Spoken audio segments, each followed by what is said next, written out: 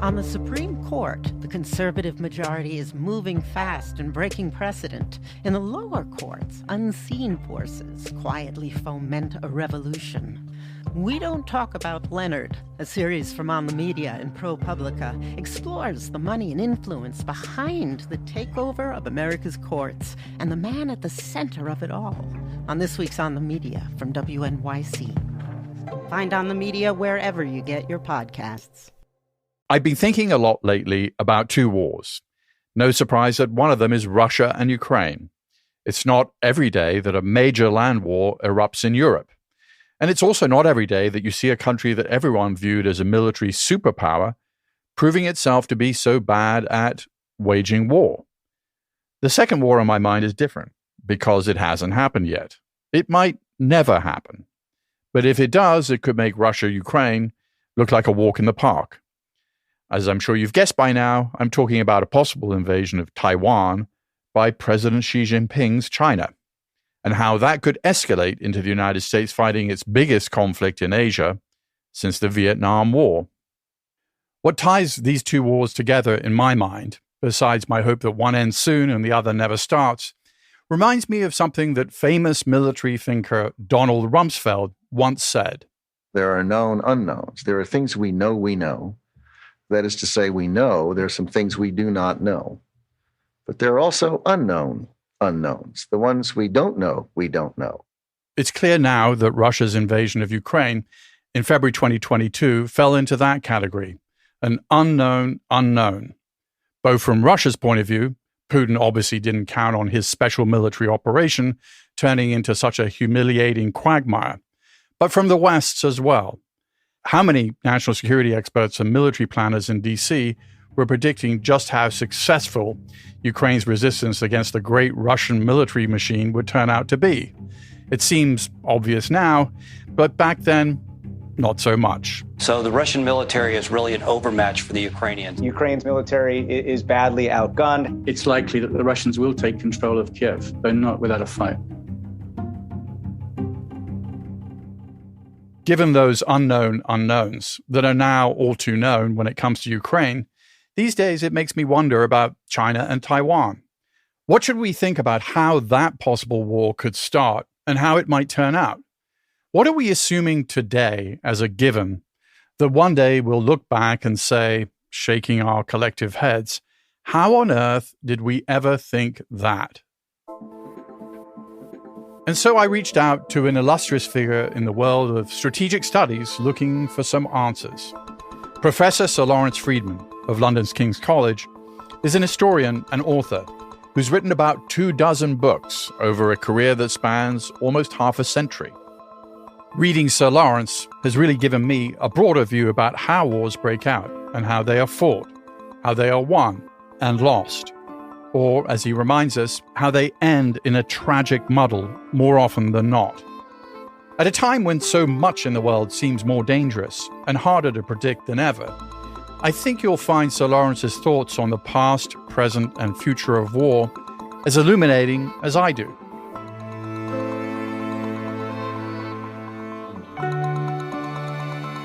This is In the Room. I'm Peter Bergen.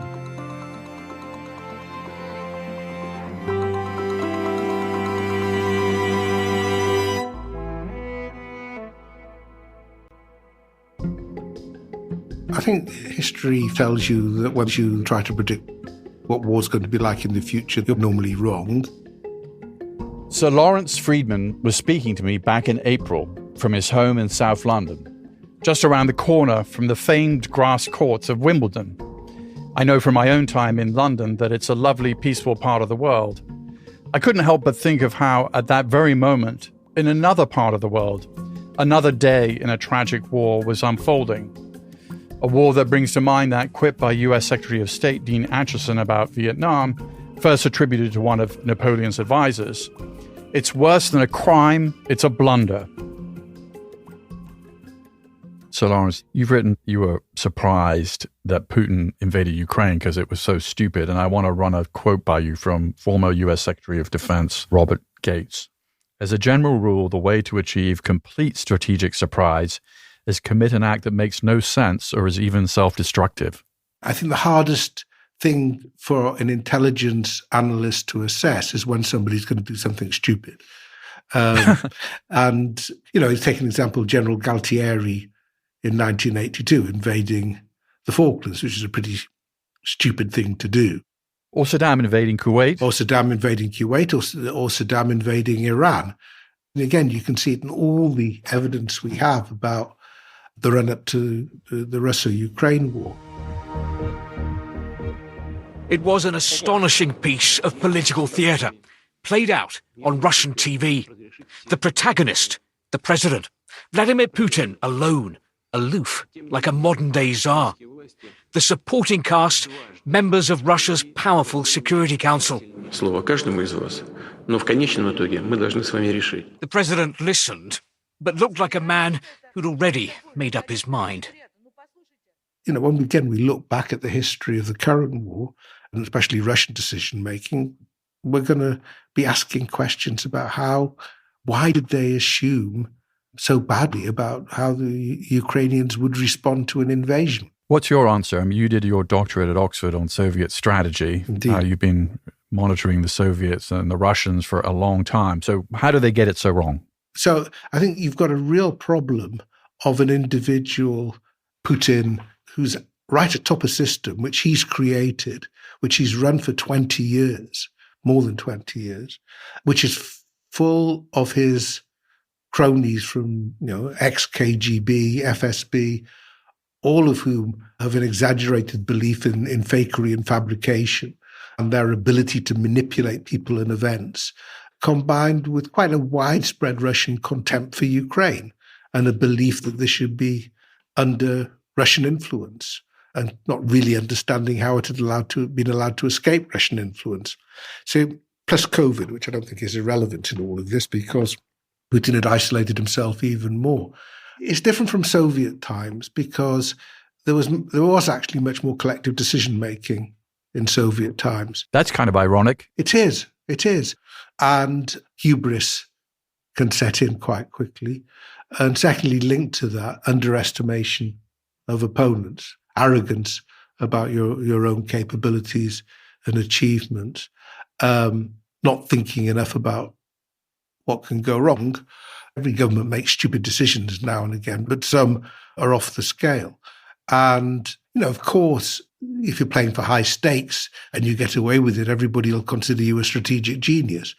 When the things that reasonable people would have expected to go wrong, then you've got no excuses. It's not only the stupidity of invading a sovereign country that was always likely to fight back, but to do it in such a way that almost guaranteed it would end up with the mess that we now have. Russia and Ukraine on the brink of war and racing closer by the second. Troops move in. Right now, there are reports of explosions in several cities as Vladimir Putin issues a stern warning. The most significant military action in Europe in 77 years. Russia has attacked Ukraine with airstrikes, missiles, and troops. Mr. Putin urged Ukrainian troops to lay down their arms and go home. Ukrainian authorities have handed out 18,000 weapons to civilians. Men ages 18 to 60 are not being allowed to leave the country, we're told. They're being ordered to stay and fight. What do you make of this Russian retreat from Kyiv? Is Russia losing this war? To Ukraine now in news of a Russian retreat near Kharkiv. Video posted on social media shows residents in newly liberated towns greeting Ukrainian soldiers. President Zelensky says more than 600 square miles of territory has been reclaimed over the last 10 days. You say history is made by people who don't know what's going to happen next. Well, I mean, I think when anybody is trying to imagine the future, these things are always much clearer in hindsight. But when you're having to work out, let's take an example, how will Zelensky respond to an offensive coming at Kyiv on the 24th of February? Putin may well have had strong views about how that was likely to happen. It turned out to be completely wrong. Zelensky's views about what was going to happen might have turned out to be wrong if the FSB had found him. So I think the danger of a lot of thinking about the future is that it underestimates the importance of chance, arbitrary decision-making, misperceptions, uncertainties, all of these things that actually affect the course of a conflict, which we tend to write out sometimes too much in our histories because we like to see clear cause and effect. I think that, these are the sort of things that are very hard to anticipate in the future, the stuff that just goes wrong.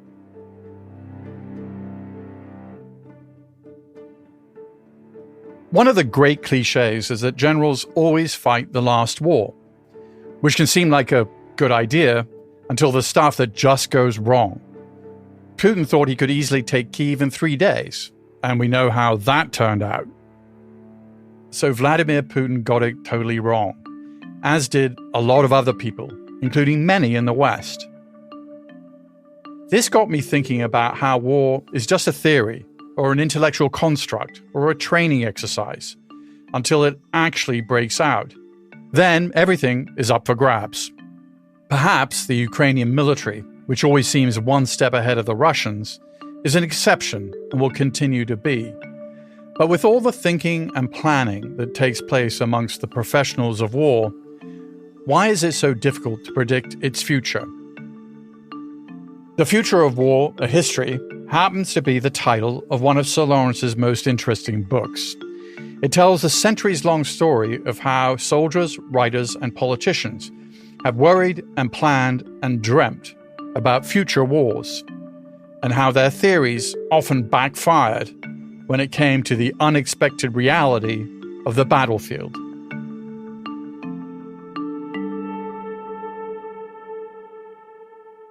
So, Lawrence, how does history help us understand how people have tried to predict the future about war?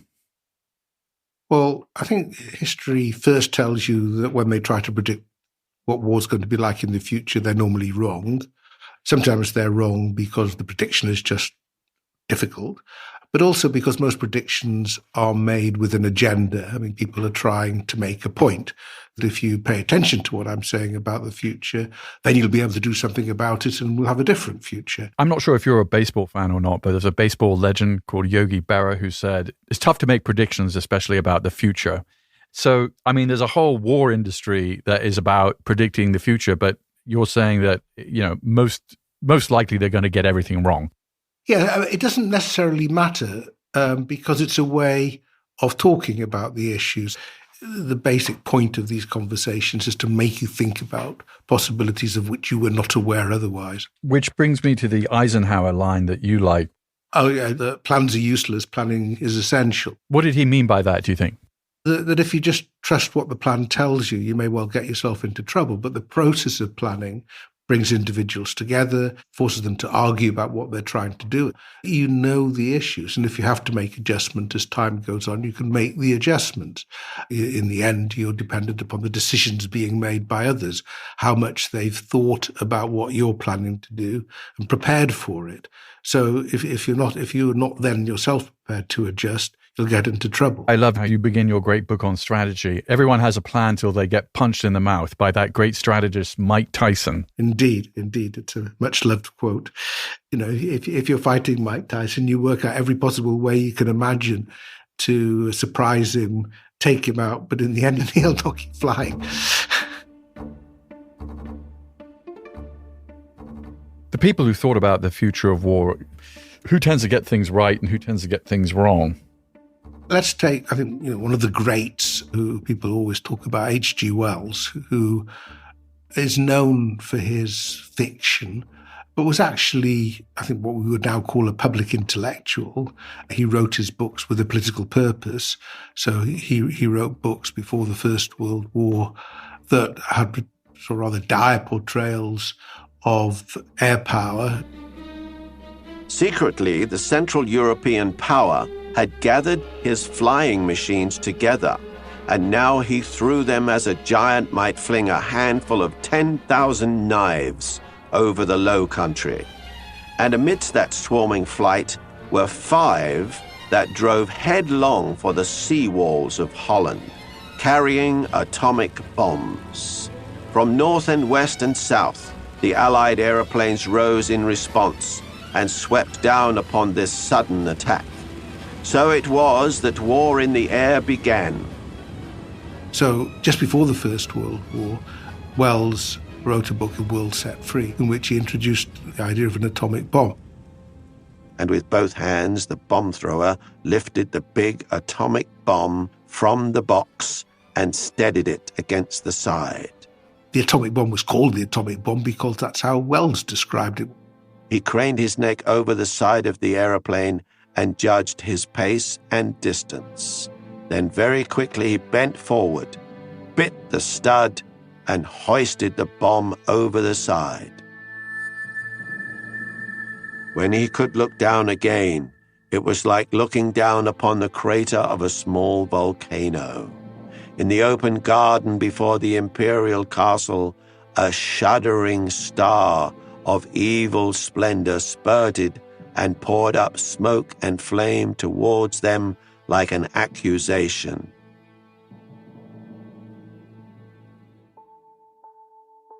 So, that's one example where there's a sort of interaction between theory and fiction and practice. But when you actually look at The World Set Free and his description of how they're fighting, how they're using nuclear weapons, they're things they're just dropping out of biplanes. It doesn't seem like the nuclear warfare we know. But nonetheless, Wells was somebody who shaped thinking about atomic weapons when they occurred. He also, just to give another example, he designed a tank, and it was an enormous thing, a great big vehicle that would be incredibly vulnerable and cumbersome on a battlefield. But when, during the First World War, they got round to designing tanks, Wells was what they had in mind. That's what they thought about. So that's why, it's a very good example about how you can be remarkably accurate. Fascinating that a writer would be more right than, say, the professional military class about these atomic weapons, tanks, aircraft in warfare. There are lots of examples where the professional biases of the services led them to play down possibilities. There's a long history. Well, to just take the example of the US Air Force and missiles, it couldn't bear the idea of pilotless aircraft. So it played down what missiles can do. The Russians weren't so bothered, so they got at least at one point, looked like they were getting ahead in that. There's a famous case from before the First World War, when Arthur Conan Doyle wrote about submarine warfare, and the Admiralty in the UK thought this was appalling because he was assuming attacks on merchant ships, which would be quite improper.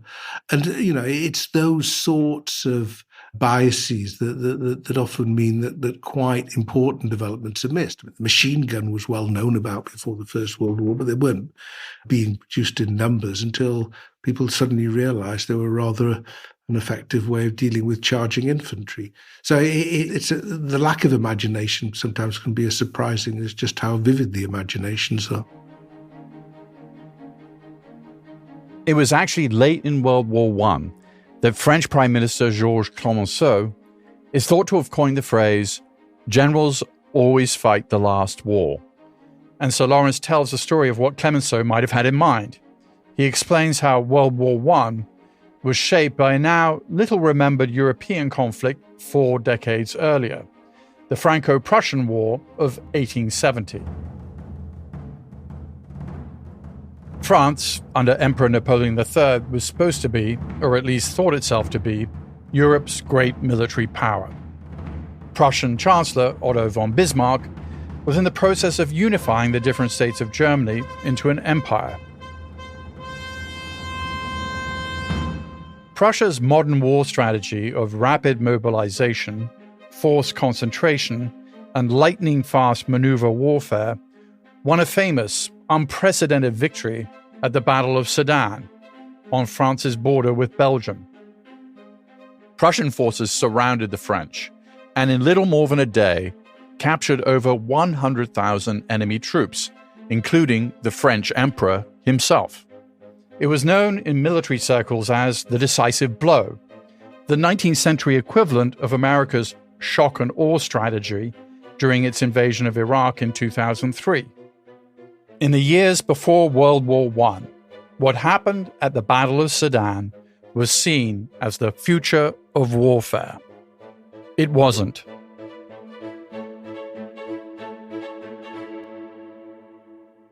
the Battle of Sedan was a key part of your book on the future of war. Why did it influence the run-up to World War I? Well, Sedan's quite interesting. I mean, this is the Franco-Prussian War in 1870. And the point about that was that the French were beaten, essentially, by superior German operations. They almost sort of goaded into a war which they should have thought better about. And then the Prussians were ready for them, and they were defeated.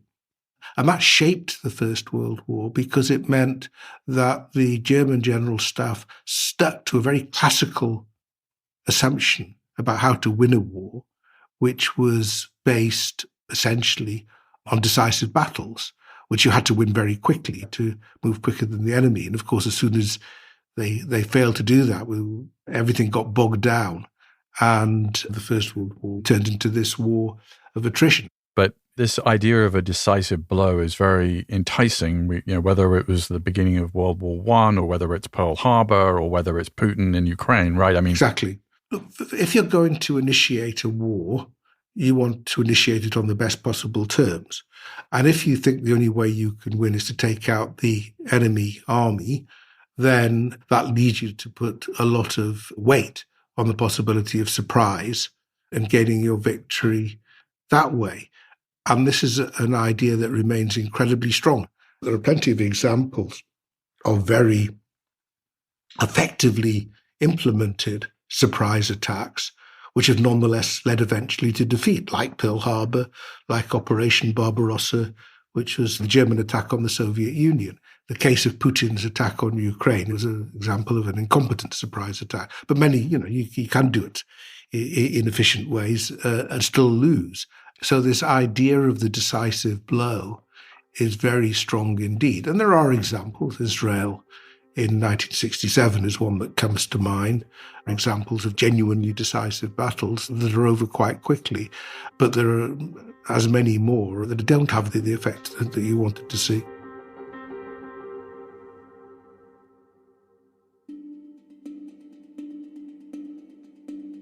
I spent 7 years of my life going over what had gone wrong in the Iraq War. Of course, a lot of that was what had gone wrong after the invasion. I mean, the actual military operation was perfectly successful.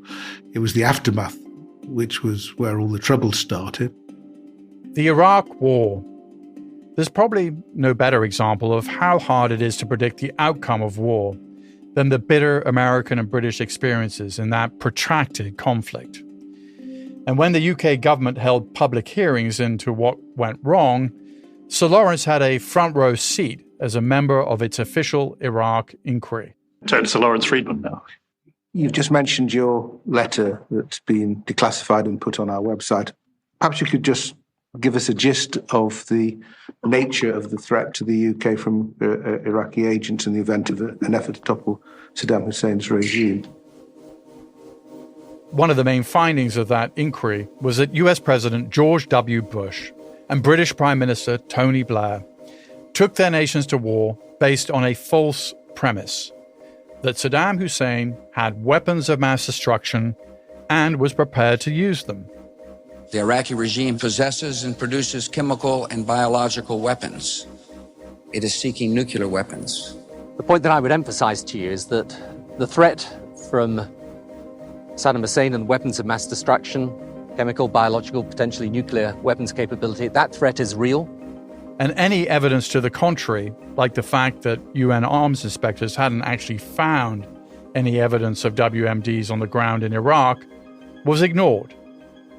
One of the things that's so striking is the fixation with this weapons of mass destruction issue.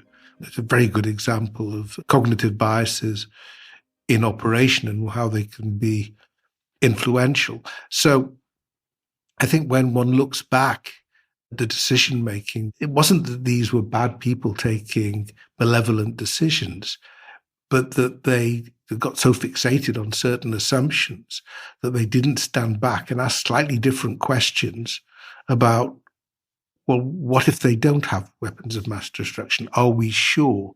And a lot of good historical analysis has now been done on decision-making, which shows that even where people have had doubts, once they've made a decision and the closer they get to implementation, the more confidence they show or feel obliged to show in the decision that they've made. The Iraqis haven't told us everything. Maybe they've stockpiled, maybe they're building new chemical weapons, all of these possibilities, turned into an absolute article of faith, so that when the inspectors actually got in, instead of letting them get on with their job, as soon as they weren't confirming your article of faith, they become suspect. So this immensely damaging decision, which still has repercussions, was based on the basis of strongly held beliefs rather than hard evidence. I think one of the things that happened after 9/11, for example, is a threat that people had warned about, not quite in the terms in which it happened, because the view was that only states could do that sort of thing. But what tended to happen after that is almost every nightmare somebody had, we got it wrong with 9/11, it could happen here too.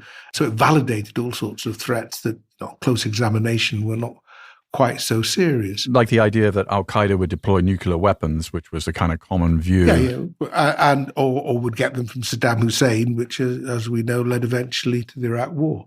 So the sort of fusion of different threats, the traditional nuclear non-proliferation worry with the new terrorism worry came together with an absolute nightmare. And you couldn't just dismiss it and say it's not going to happen, because clearly these guys would have liked to have done it if they could.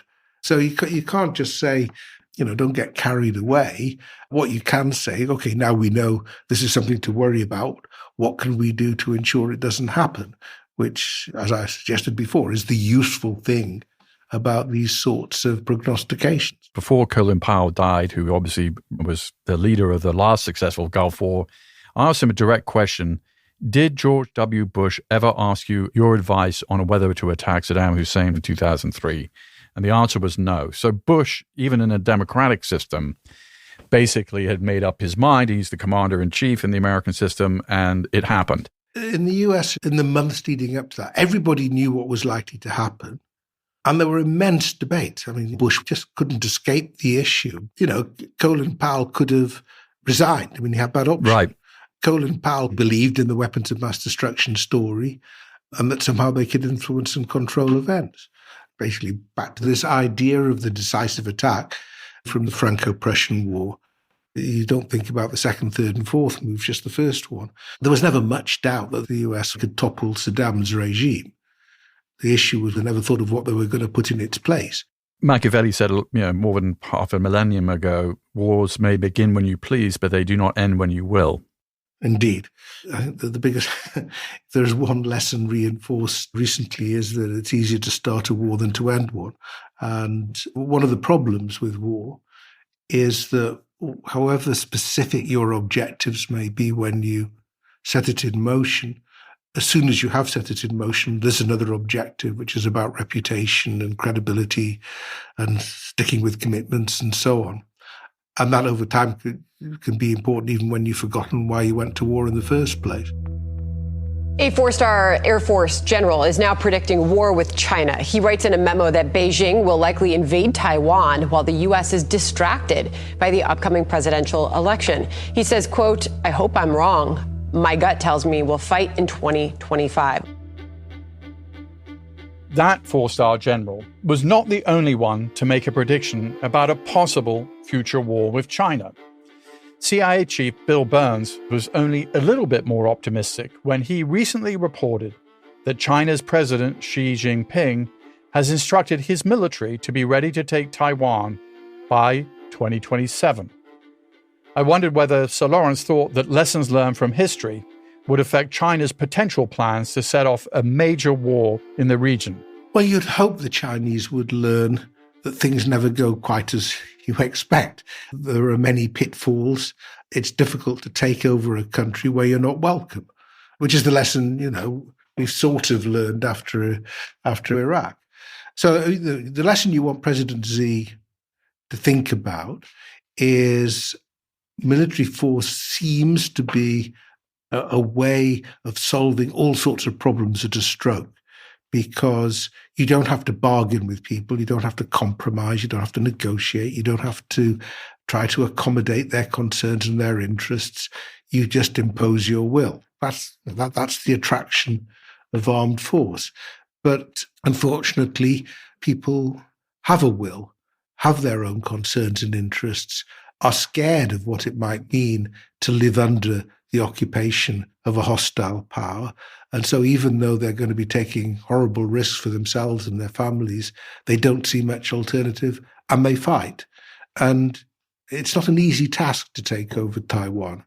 I mean, both Ukraine and Taiwan have spoken about the porcupine strategy. What does that mean? Well, the porcupine strategy is basically lots of prickles come out and you hurt yourself if you try to pick it up.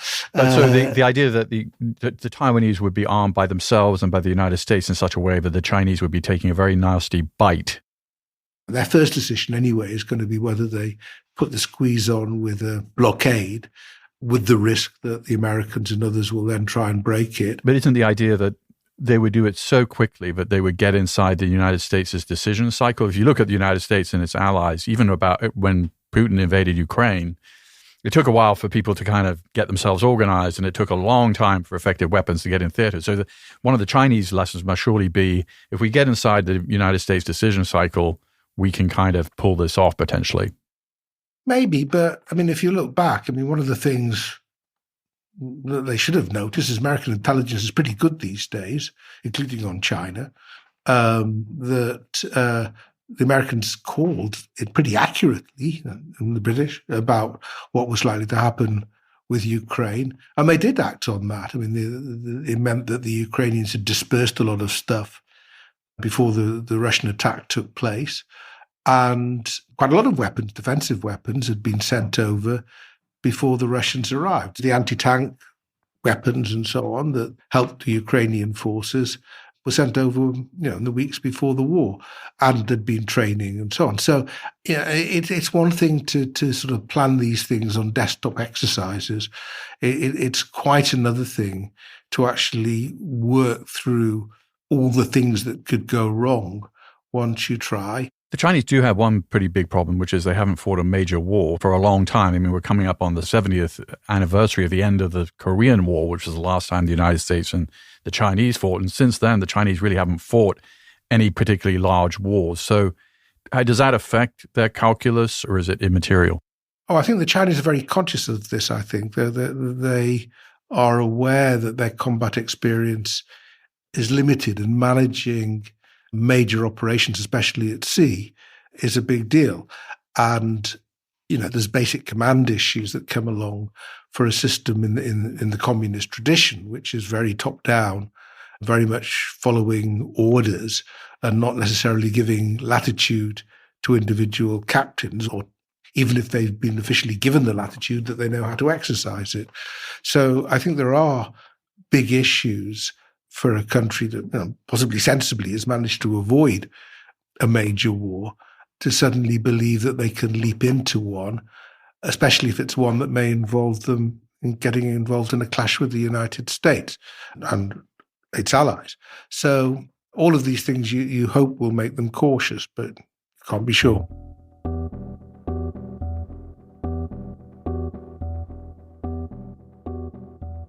I often think about how my view of the world is affected by how much time I spend analyzing and frankly worrying about the national security threats that we all face.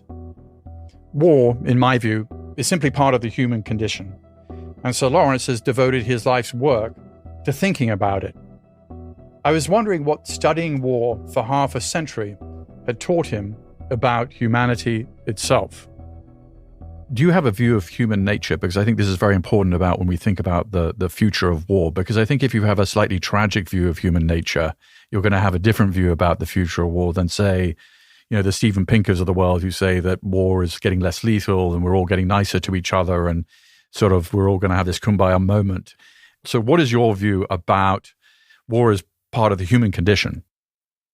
Well, I'm very much on the tragic side of, I think most historians have a keen sense of tragedy, because we know how too often things have been set in motion on the basis of optimistic assumptions about what would happen next, and it often hasn't turned out that way. Now we're suffering an absolutely calamitous situation in Europe that is a result of one person's perverted decision-making. So it's always important to keep in mind that the decisions, even in the best of times, are made by fallible human beings in often dysfunctional organisations, because that's the nature of how decisions get made. They're not made with perfect information by wholly rational beings.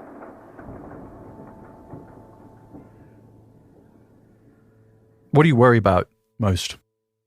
You know, as I said before, I have a rather tragic view of these things. I started my career working on nuclear issues, and I think that's a thing to worry about. There's a lot that we're going to think about after this particular war is over. And while I think a lot of the concerns about Putin using nuclear weapons to save face is completely overdone and not particularly helpful, it would be unfortunate if the alternative lesson was drawn, assuming that Putin doesn't use nuclear weapons, that we've overdone the concern in the past. I think it's still something to worry about, even if you find that the specifics of a situation create actually very few incentives to use nuclear weapons. You know, I got interested in Russia, Ukraine in 2014. I wrote a book about it. And to find yourself watching unfold a conflict which has brought so much misery and destruction and suffering, so unnecessarily, based on such faulty premises, that is going to end up not achieving what the perpetrator thought it was going to achieve, and with enormous damage to his own country. I find that worrying enough. I mean, somebody who follows the current war very closely, I find it upsetting on a daily basis. People like me spend our time, sort of the big geopolitical developments, tough strategic concepts, thinking in a very dispassionate way how armed force can be used. But all of these things are very human. You come back to the fallible human beings, but also the vulnerable human beings who've done nothing wrong, who a year and a half ago felt, had their lives to look forward to and things to do, and now find that it's all been ruined because this idiot thought he could have a legacy for himself that would recreate Russia that is long gone and will never reappear. Sometimes, as the Ukrainians have found, you've got no choice. You've got to go to war. And sometimes, having done so, you're pleased you did, because the alternative was much worse. But a lot of misery still resulted from that. So I keep on coming back to the fact that you just have to remember the human side of war and the human costs of war.